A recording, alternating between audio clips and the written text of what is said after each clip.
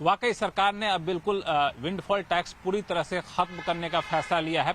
हर 15 दिन पे जो समीक्षा की जाती थी, एक नया नोटिफिकेशन आने की जो संभावना रहती थी, अब वो संभावना या फिर कहें कि ऑयल कंपनियों के लिए आशंका अब नहीं रहेगी, यानी विंडफॉल टैक्स से जुड़ा हुआ नोटिफिकेशन ही सरकार ने वापस ले लिया है।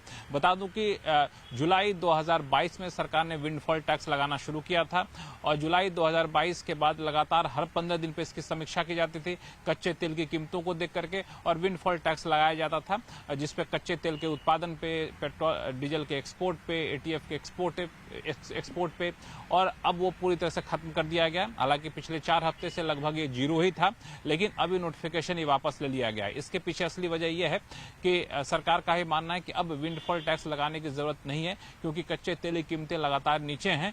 और जेपी मॉर्गन वगैरह की रिपोर्ट भी देखें तो उन्होंने साफ तौर से कहा कि जुलाई 2025 के आखिर तक कच्चे तेल की कीमतें $60 के आसपास ही रहने वाली है। तो ऐसे विंडफॉल टैक्स का कोई मतलब बनता नहीं है। दूसरी एक सबसे बड़ी वजह यह है कि पेट्रोलियम मंत्रालय ने सिफारिश की थी और कहा था कि विंडफॉल टैक्स हटा दीजिए, क्योंकि ऑयल कंपनियों की हालत इससे थोड़ी सी खराब होती है, नए निवेश नहीं कर पाते हैं, उनके मार्जिन पर असर पड़ता है। तो पेट्रोलियम मंत्रालय की तरफ से भी काफी दबाव था। फिर प्राइम मिनिस्टर ऑफिस में एक बैठक हुई, फिर वहां पर सैद्धांतिक सहमति बनी और अब जाकर नोटिफिकेशन जारी कर दिया गया है। यानी अब कोई भी विंडफॉल टैक्स कच्चे तेल पे, पेट्रोल पे, डीजल पे, एटीएफ पर नहीं लगेगा।